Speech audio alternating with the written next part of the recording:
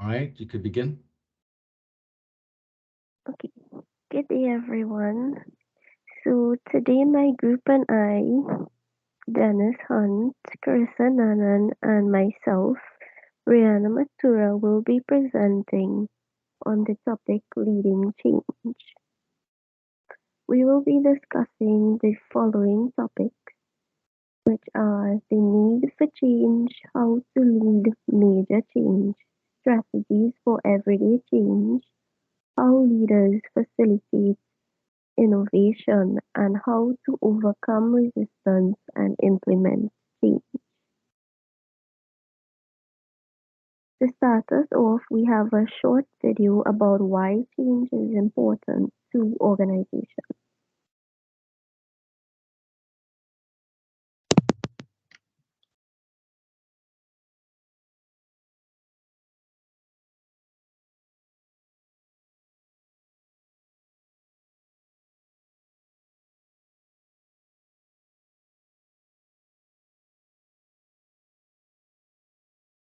Okay, so we're not hearing any audio.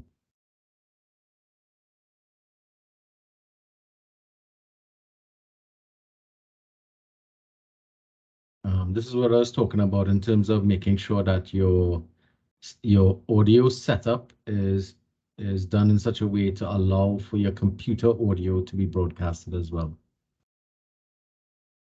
Check your audio settings.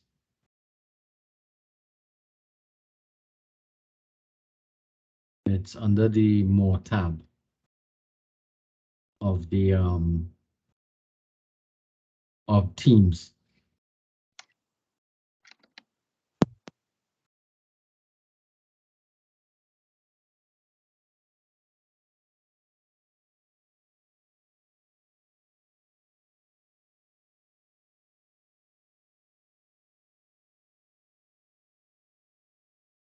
So under device settings, you should see something that might allow you to do that.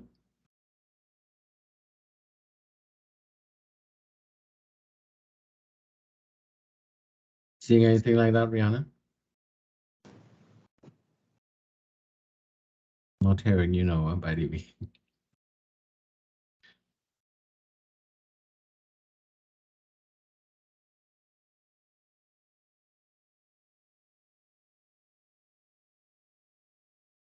Hi, you hearing me now? I'm hearing you now, yes. Okay.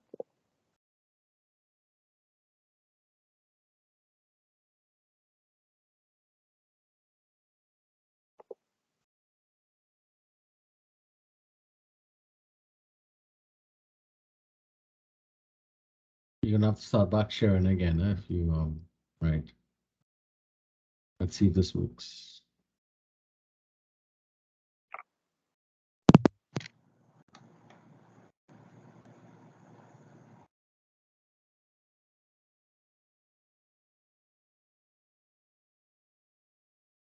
Patients are constantly changing. They're changing the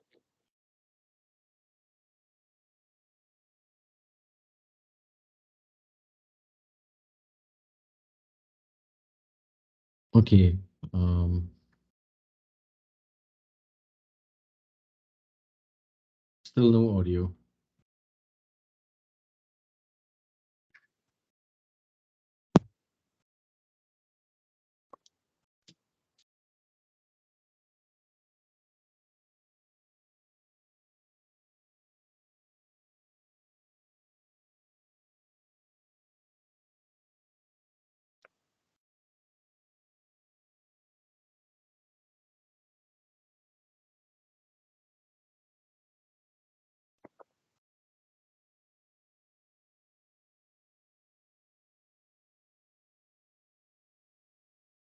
Okay, everyone hearing me?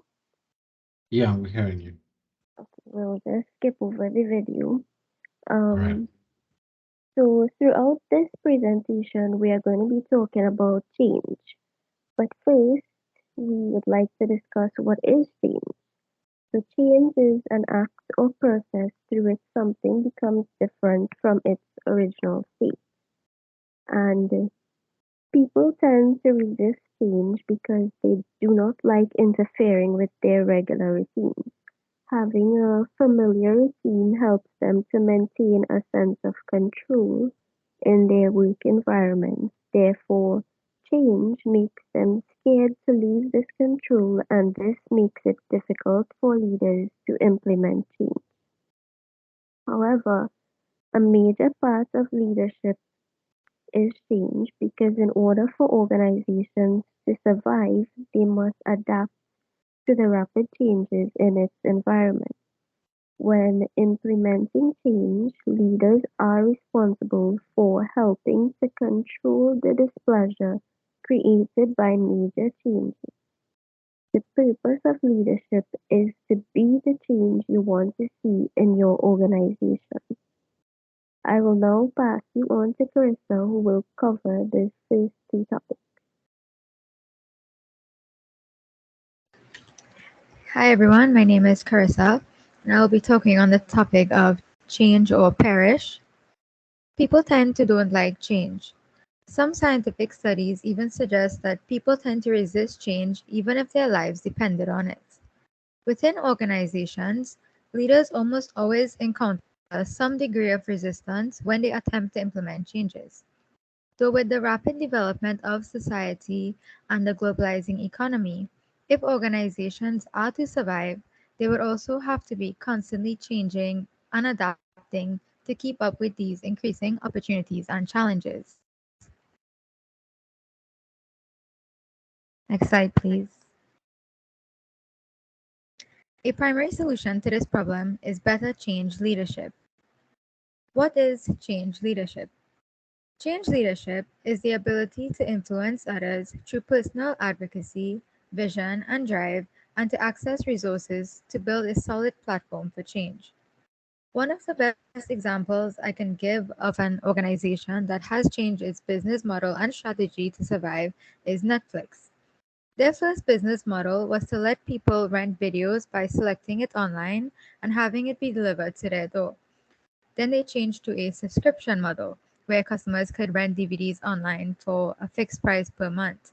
By the time their biggest competitor, Blockbuster, had finally shifted to a subscription service, Netflix had already started the process of shifting their customers to streaming subscribers and was quitting the DVD rental business. They handled the force of organizational change to achieve a competitive advantage and has now become one of the most popular streaming platforms. Since leaders are the people who serve as the main role models for change, they're the ones who would have to provide the motivation and communication to keep change efforts moving forward. Next. The best leaders tend to possess certain traits or characteristics that allow them to guide people and projects to success, such as leaders would want to evaluate the way the organization operates and would consider new ideas, which allows their employees to be creative and actively support innovation. Leaders would also be very brave and confident in their abilities and are also very confident in the change that they are hoping to make and in their vision for the future. Leaders are also those who are prepared for any outcome, and they don't let any surprises hinder their progress. Instead, these leaders would promote adaptability within their employees and take any setbacks as a learning opportunity.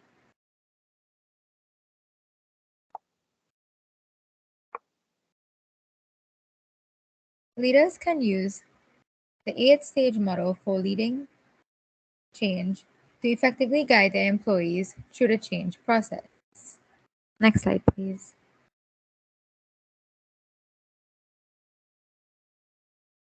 Next slide, please. Thank you. In stage one,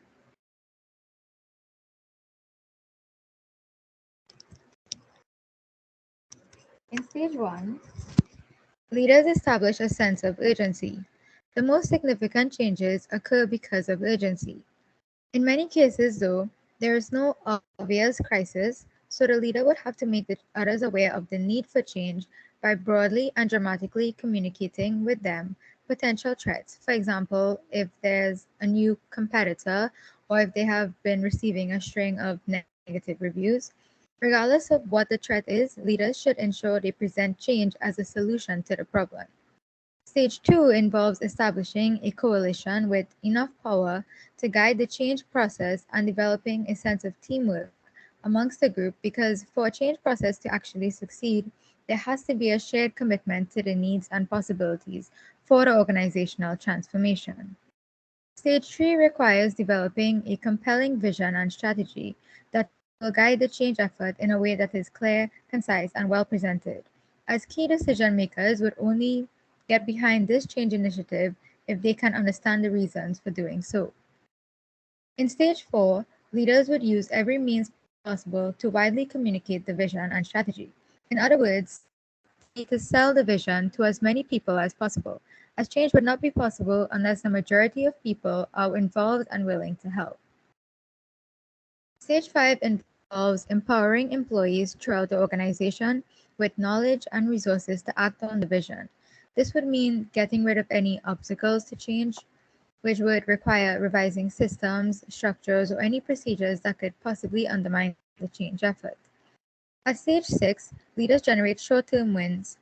The leaders plan for visible performance improvements, enable them to happen, and then celebrate the employees who were involved in these improvements. This is to help keep up momentum, as major change will take a lot of time and a transformation effort loses momentum as it goes on.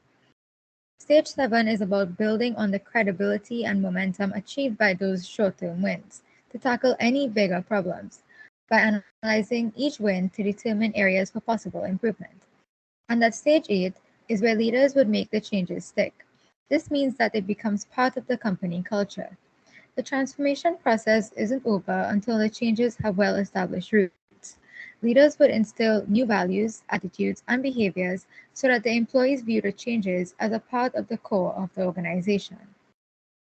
I will now lead you over to my colleague, Brianna.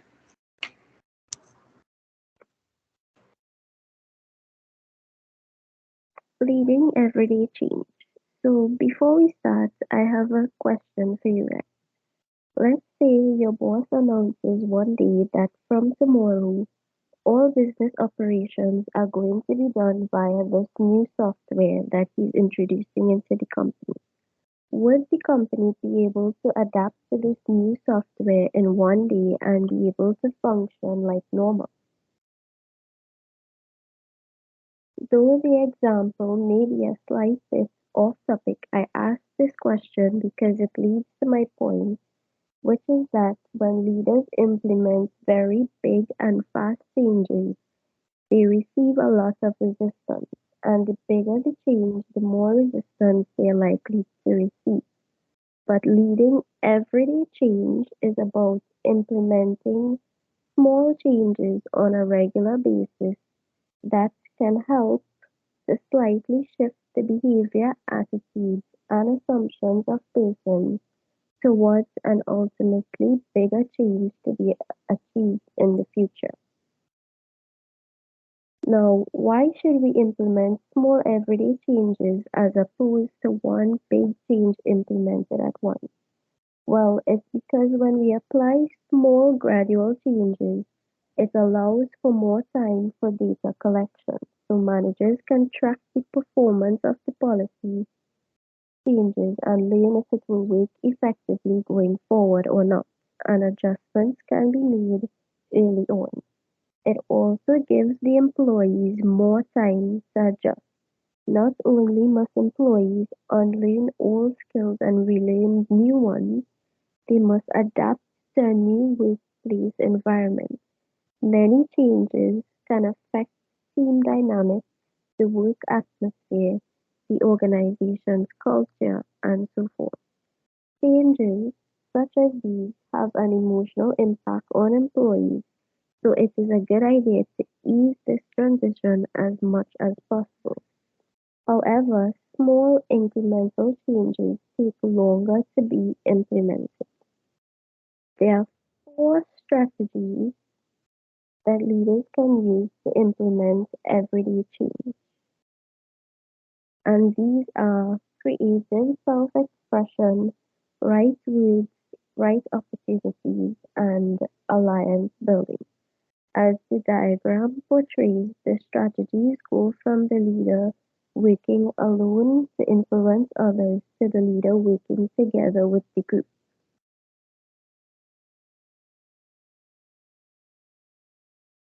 The first strategy is called creative self-expression. For this strategy, the leader will lead by example, which means that the leaders will influence the behavior of their followers by first portraying it themselves. Employees will mirror their leader's behavior. So the leader behaves in a way that he would like his followers to behave, and the aim is for his employees to notice this unusual behavior and eventually adopt the same behavior. So, for example, a leader who holds a weekly meeting to give everyone the chance to voice their opinions, concerns, so that they can feel equally important in the decision-making process. While this may take up a lot of time, it will allow the followers to see for themselves the benefits of hearing each other's opinions, and they will in turn learn to consider each other's opinions and treat each other equally. The second strategy is called right way. This involves the leader turning an opponent's negative attitudes, comments, or behaviors into opportunities for change that others will notice. The third strategy involves looking for the right opportunities to encourage change. Leaders will have to look for opportunities that arise in the present time and use these as opportunities to implement change. So let's use a sales rep as an example. Let's say the sales rep was selling things like essences and he was being paid by commission. During Christmas time, sales would be high, but during like February, sales would slow down a lot. So the boss can decide that he would implement a basic salary plus commission from now on because he still wants his employee to have something to go home with. Now, this is an example of a leader seeing an opportunity in the present and using it in the right way to implement a change that could benefit the follower and by extension the entire organization because it will enhance the relationship that is formed between both parties. The last strategy is alliance building, and this involves the leader working closely with others to move issues to the forefront more quickly and directly than would be possible working alone, paying special attention to persons who disagree with their ideas. What are some ways that leaders can build alliances at work? They can sharpen communication skills. So not only must they be able to articulate what they need, they must also be willing to carefully listen to the needs of their allies. They must treat their workmates as their equals regardless of their positions or seniority. Strive for that same recognition from your allies as well. And they must follow through. If they say that they will do something, they must do it. Your alliance will not last if your ally doesn't feel that he or she can rely on you. I will now pass you on to Dennis, who will cover the next two topics.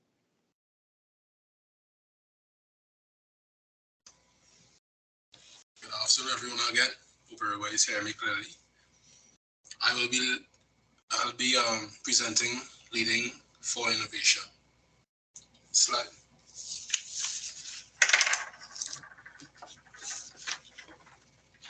What is the key for organizations to survive in the 21st century? This question was asked to a number of executives across the United States, and the top answer was practicing creativity and innovation. This is so because Leaders are recognizing that there's a need for change. Finding creative ways to innovate will keep their competitive edge in the technological and societal spaces. Leaders are now rewiring their organizations for creativity and innovation. Next slide. A number of us are working. I know this is a custard course, but I know a number of us are working, and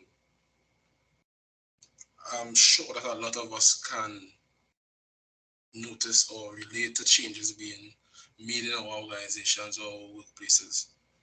As small as it might be, these changes are being implemented to improve the organization, whether it be for the organization itself or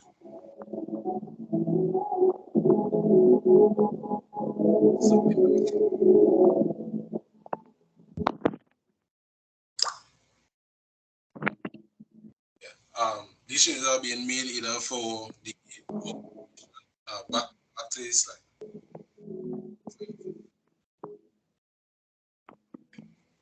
Yes, these changes are being made for the organization or for employees, but these changes are being made progression of the organization as a whole.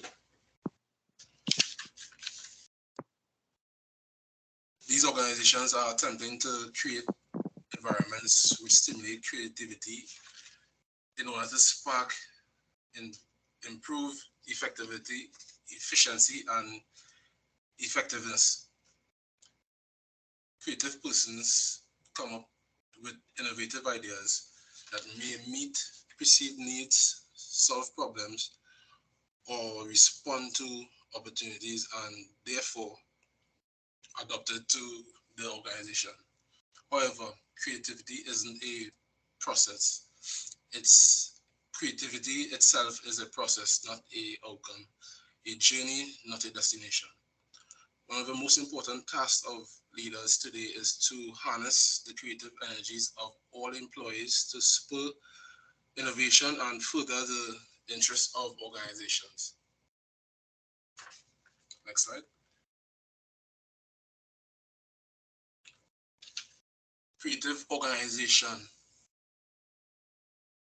To encourage creativity, leaders are adopting certain elements which will inspire employees to develop innovative ideas. These traits are alignment. The alignment of the company must be in line with the employees itself. To ensure innovation leaders realize the purpose, vision, and goals of the organization must align with the creatives they have in their employ. Time, energy, and resources must be spent on creative spaces to foster innovation. Think tanks, idea incubators, and creative departments are such spaces organizations utilize. Another one is creative values, promoting the entrepreneurial spirit in the employees by instilling values of risk-taking and exploration, and providing the structures and systems that encourage them to explore new ideas as strategies leaders are using. This corporate entrepreneurship can produce a higher than average number of innovations. One important outcome is to facilitate idea champions. Idea champions are people who passionately believe in the idea and fight to overcome natural resistance to convince others of the value. The other one will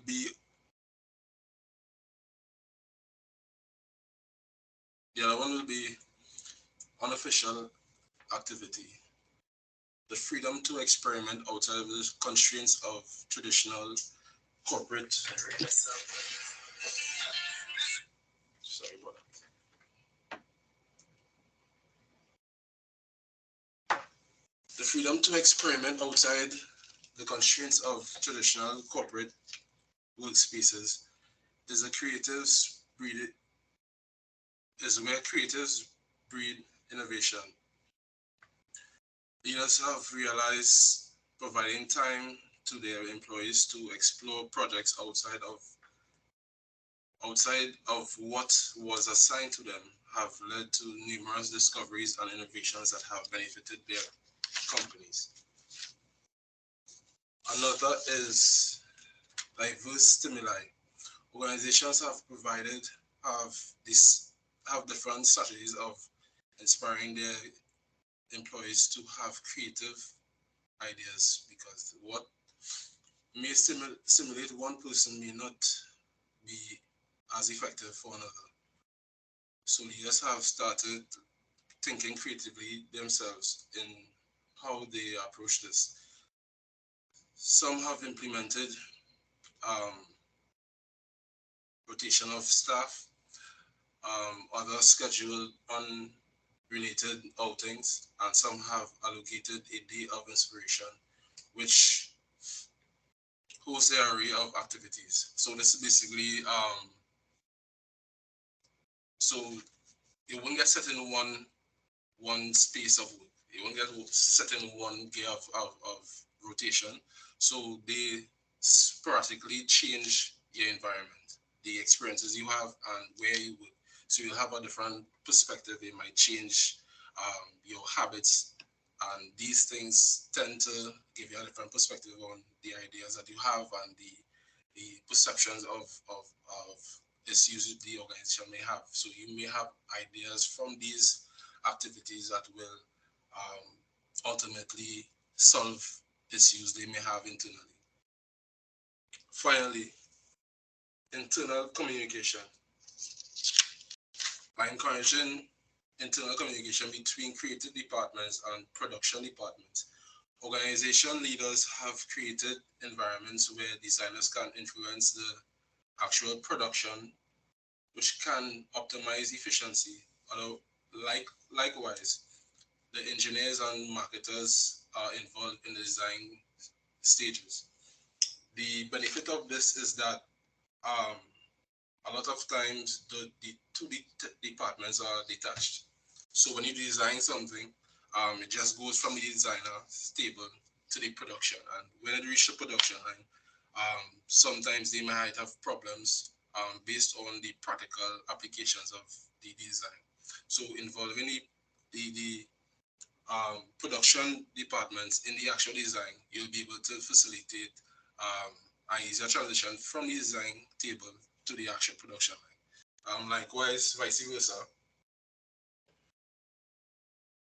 When designers see where products or services are delivered, they will have a better knowing of how to design or how to create something to facilitate or to fit the structure that is already there.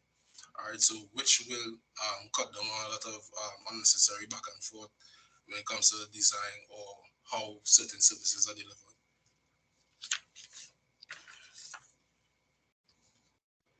Next slide.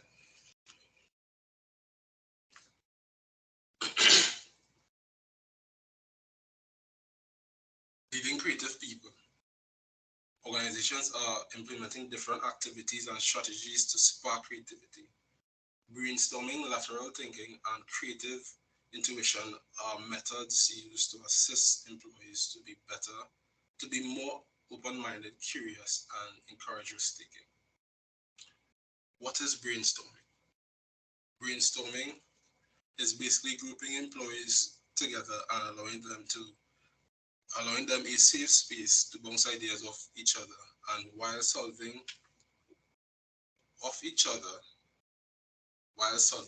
organizational issues. This is effective if there is no criticism during the exercise.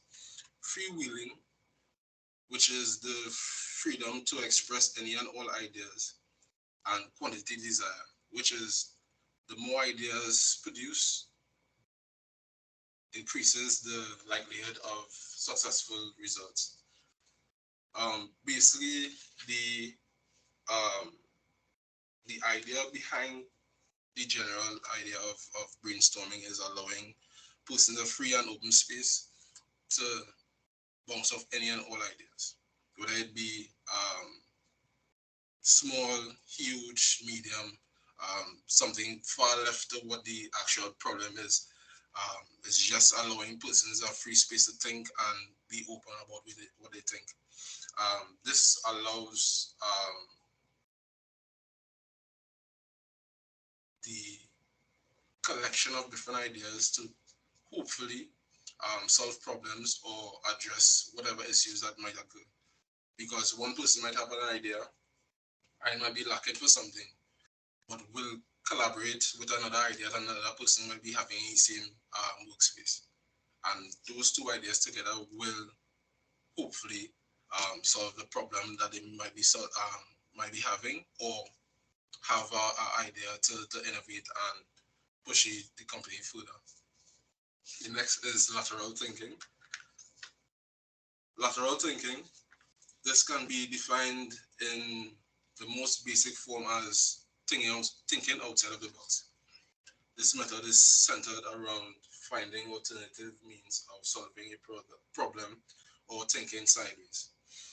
Some strategies used by leaders to facilitate lateral thinking are allowing employees to change their work environment. This is basically allowing employees or certain level of employees to change where they work.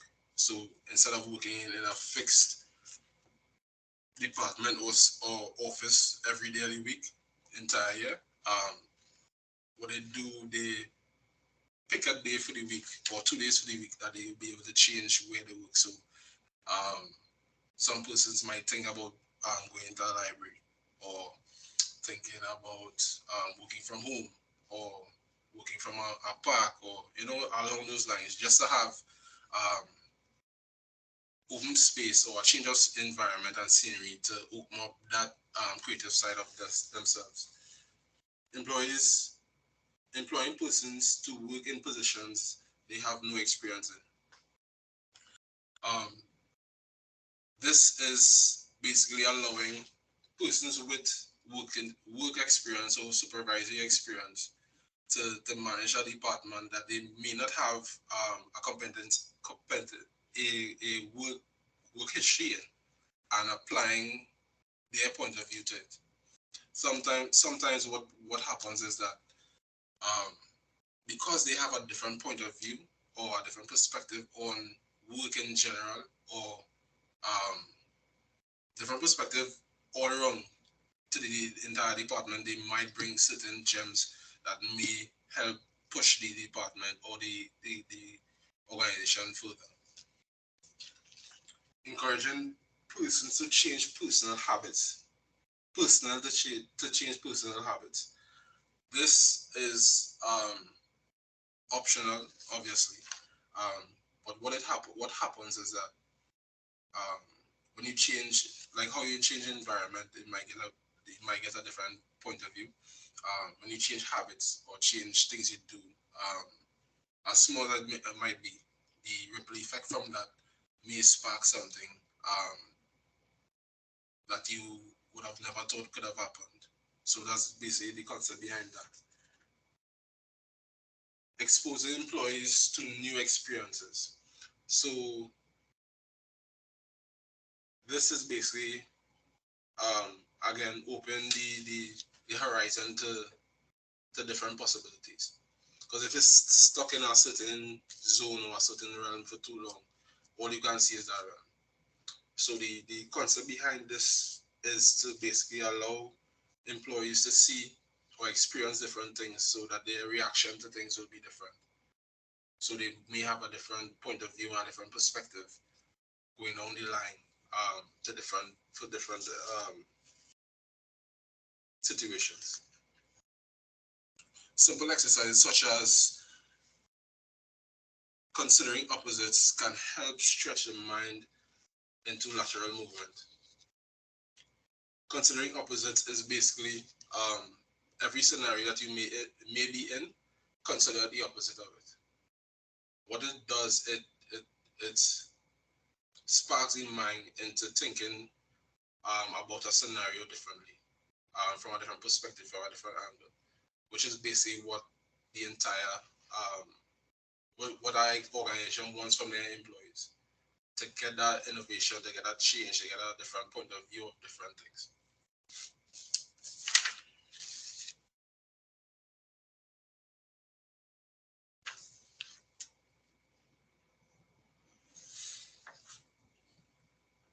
Creative intuition.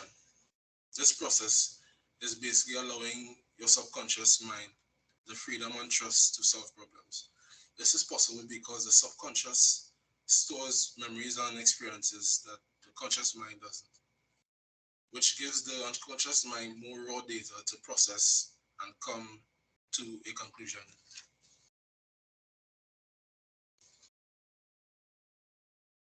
At our times of rest, when our minds are take a mental pause, such as in the shower, while exercising, driving, meditating, etc., depending on the person. So a mental pause is, I know everybody here might have gone through it, might have a phrase to put it or a word to put it. A mental pause is basically when you are at ease, you're at rest, and your mind is not wandering, it's not thinking about how the bill is going to get paid, what you're doing tomorrow, what you're doing tonight, and how work we and stuff. It's like that, those mental pause, those times of rest and calm, what tends to happen is that your mind stimulates itself and generates ideas. So if you all ever notice in a lot of movies, they allow characters to get ideas while they're on the toilet or while they are in the shower, while they're driving, certain things that was not happening in the moment, the idea, certain ideas just pop into their mind. All right, so that's why the term for that is having a mental pause. Next slide. Next topic is implementing change. Slide. As leaders implement change is as leaders implementing change is important for growth and sustainability of organization. With that being said, leaders also must understand resistance will always follow, and employees may always have sometimes have legitimate reasons for resisting.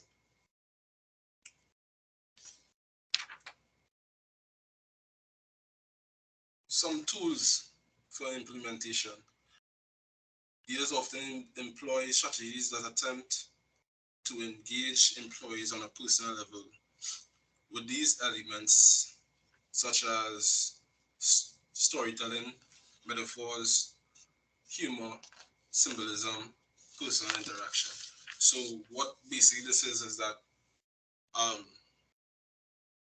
employers will try to have a common ground, try to be relatable, so that the trust and the camaraderie between employer and employee is a bit smoother, so that when changes are being made, employees tend to not take it as bad. And with these tools, effective leaders initiate change incrementally. So that's little by little. So as they get closer, they change a little more.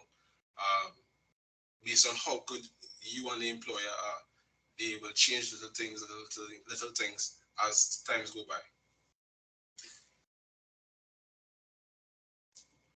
Thus, successfully causing change in the employees and the organization as a whole with minimal backlash. Next slide.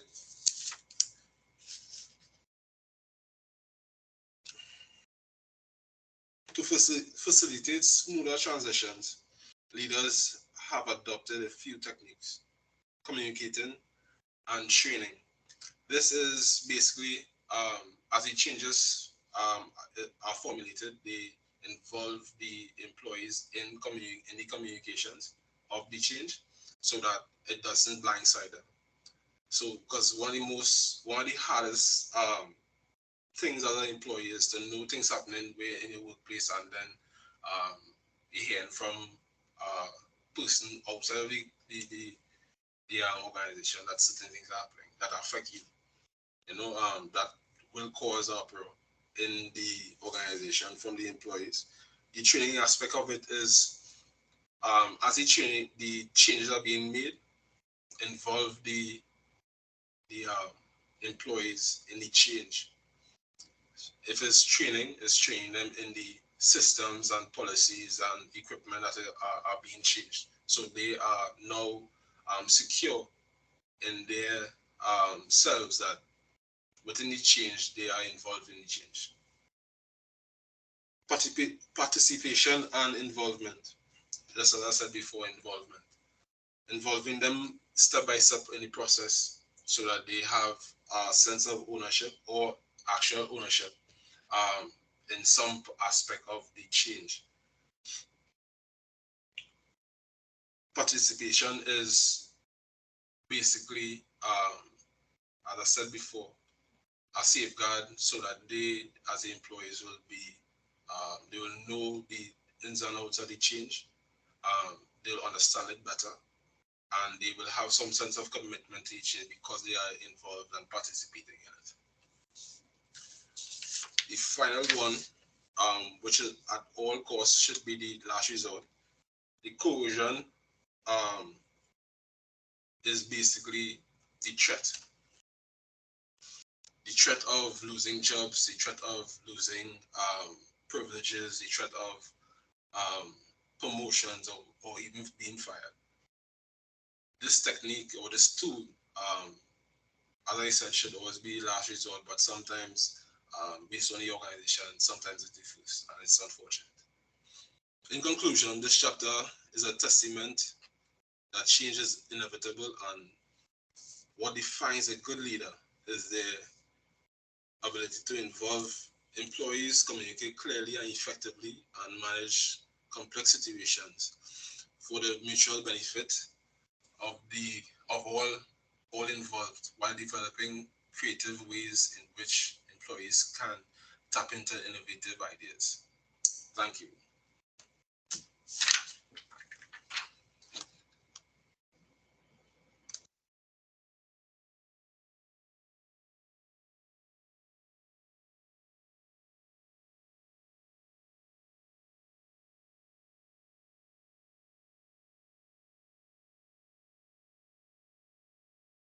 Rihanna, if you're speaking, we're not hearing you.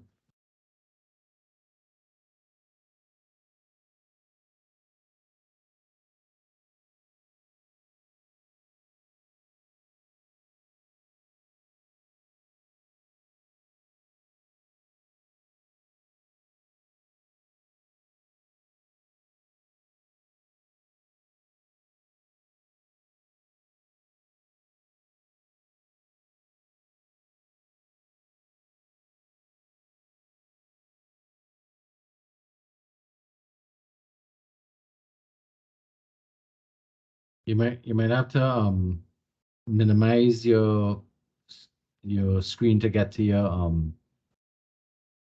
your controls to unmute.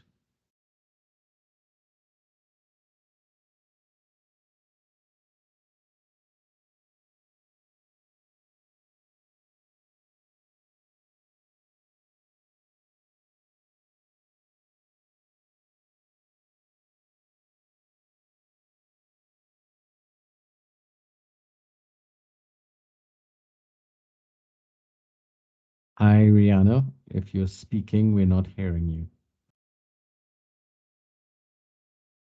You need to unmute your mic.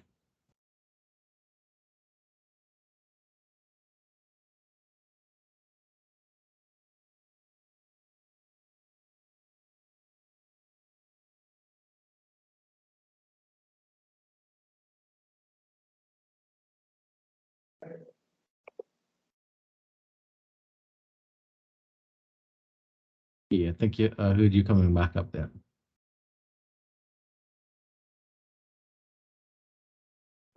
Sorry about that. So to summarize The business world is always changing, and companies must adapt to this change if they want to survive. There is a 8-step model that leaders can follow to be able to successfully lead a major change. Implementing small, gradual changes are more efficient and are likely to face less resistance when compared to implementing big changes. And there are 4 strategies that can be used to implement everyday changes. An essential factor of leading change is stimulating creativity of the followers so that they can be innovative. And finally, there are various tools that can be used to make employees more engaged and to help them have a smoother transition into change. In closing, we would like to leave you with a short quote from John C. Maxwell that says, "Change is inevitable, but growth is optional." Thanks for listening. Are there any questions?